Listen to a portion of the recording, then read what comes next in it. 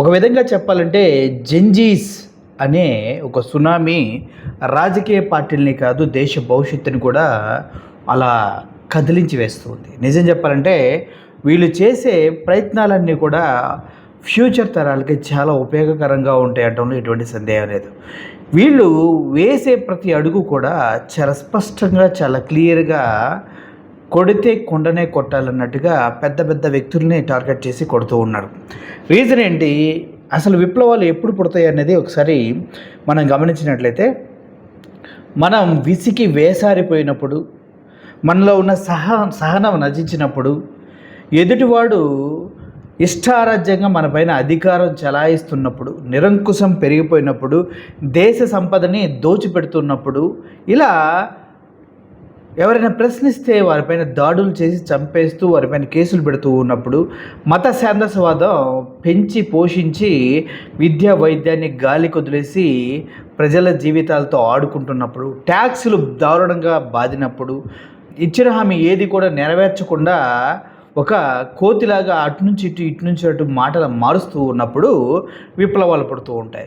అలాగే జెన్జీస్ విప్లవం కూడా justice Surya Kant, chief justice of India చేసినటువంటి అవాంఛనీయమైనటువంటి వ్యాఖ్యల ద్వారా పుట్టిందే ఈ జెన్జీ ప్రొటెస్ట్. నిజం చెప్పాలంటే జెన్జీలంతా కాక్రోచెస్, పనికి మాలిన చీడ పురుగులు, వీళ్ళకి పని పాట లేకుండా సోషల్ మీడియాలో ఇష్టం వచ్చిన పోస్టింగ్లు చేస్తూ ఉంటారని చెప్పిన మాటకి సీరియస్ అయ్యి సంవత్సరానికి 2 కోట్లు ఉద్యోగాలు ఇస్తారన్న మోడీ ఏం పీకుతున్నాడు, 15 లక్షలు ప్రతి కుటుంబానికి వేస్తాం నల్లధనాన్ని తీసుకొచ్చని చెప్పిన మోడీ ఏం పీకుతున్నాడు, చీఫ్ జస్టిస్ ఆఫ్ ఇండియా బాధ్యతను మరిచి ఇంత చీప్గా ఎందుకు మాట్లాడాడు అని, మేమంటే అంత చీపా అని ఒక మానసిక సంఘర్షణ నుంచి పుట్టిందే సిజేపీ, కాక్రోచ్ జనతా పార్టీ.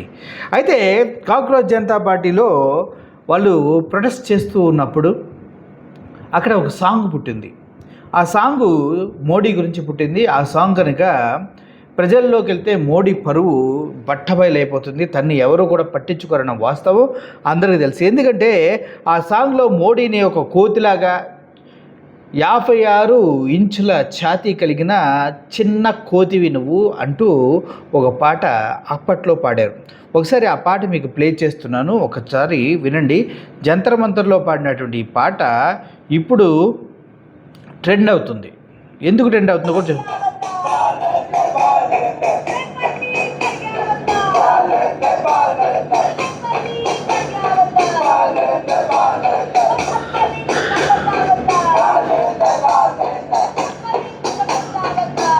చెప్పనించిక చోటా బందర్ అంటే 56 ఇంచుల ఛాతీ కలిగినటువంటి చిన్న కోతి మోడీ మోడీ అంటూ ఈ పాట అనమాట. బాలనరేందర్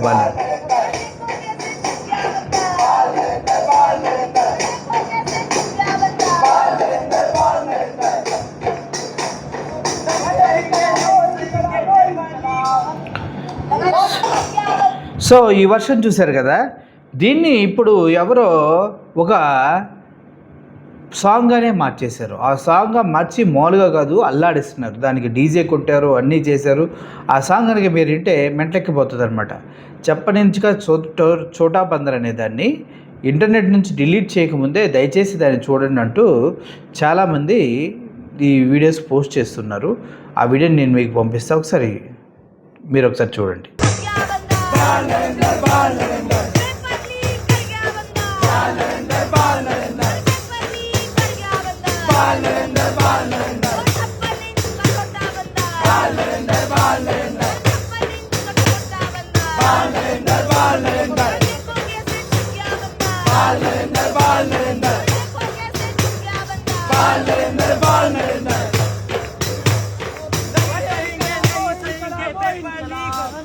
చెప్పనించుగా చోటా బందర్, బాల్ నరేందర్ అంటూ ఈ సాంగ్ ఇప్పుడు వైరల్ అవుతుంది. నిజంగా చెప్పాలంటే ఇది ఒక్కరి దగ్గర నుంచి పుట్టినటువంటి విప్లవ నినాదం కాదు. అక్కడ జరిగిన ప్రొటెస్ట్లో కొంతమంది కలిసి ఇటువంటి సాంగ్స్ని ప్లే చేయటం జరిగింది, అక్కడే ఆలపించడం జరిగింది.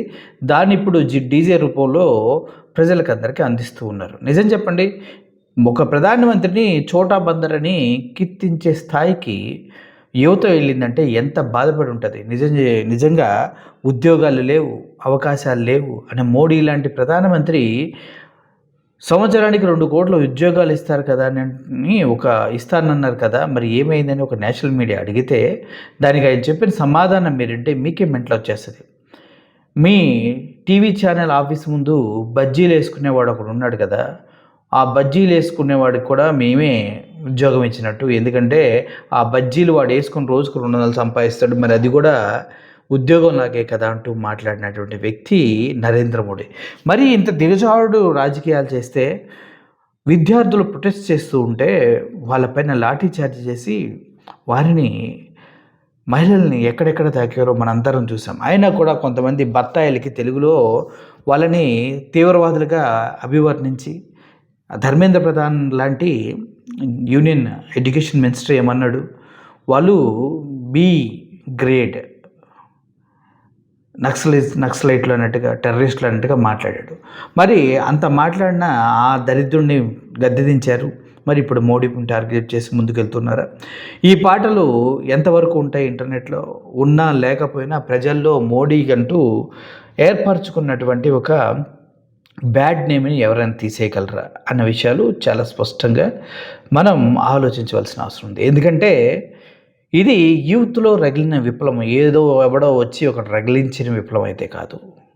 వారంతటి వారుగా ముందుకు వెళ్ళడానికి, వారంతటి వారుగా దేశ భవిష్యత్తును మార్చడానికి, వారంతటి వారుగా నిర్ణయించుకున్నటువంటి మార్గం. ఆ మార్గంలో ప్రతి ఒక్కడు కలవాలి తప్పించి ఆ మార్గాన్ని విడగొట్టాలి, ఆ మార్గాన్ని పడతోయాలంటే ఎవడి వల్ల కాదు. మొత్తానికి ఆ సిజేపి పార్టీ ఏదైతే ముందుకు వెళ్తుందో ఆ మార్గంలో పెద్ద పెద్ద వ్యక్తులు వచ్చి కలుస్తున్నారు తప్ప ఏ ఒక్కడు కూడా దాన్ని అడ్డుకునే ప్రయత్నం చేయట్లేదంటే అర్థం చేసుకోండి వాళ్ళ యూత్ ఫోర్స్ అండ్ పవర్ ఎంతగా ఉందో. ఈ విషయాలు తెలుసుకొని మీరు కూడా బలమైనటువంటి యూత్గా ఎదగాలని, పోరాట పటిమ కలిగినటువంటి యూత్గా ఎదగాలని నేను మనసారా కోరుకుంటున్నాను. ఎందుకు ఈ మాటలు చెప్తున్నంటే, ఎప్పుడైతే నువ్వు ప్రశ్నించే తత్వాన్ని కోల్పోతావో, ఎప్పుడైతే అధికారులు ఏది చెప్తే అది నువ్వు నమ్ముతూ ఉంటావో, అప్పుడు నువ్వు బానిసత్వానికి అంగీకరించినట్టే. ఇది నేను చెప్పలేదు, ఇది చెగువేరా గారు చెప్పారు. కాబట్టి నువ్వు బానిసవా లేదంటే స్వతంత్రంగా పలికే విప్లవానివా అన్నది ఒకసారి మీరే అర్థం చేసుకోండి. Thank you for watching this video. Murali signing off. ఏ ఒక్క యూత్ బానిసగా ఉండకూడదు అనేది మా నినాదం, మా మార్గం కూడా. Thank you for watching this video. Murali signing of. Thank you so much.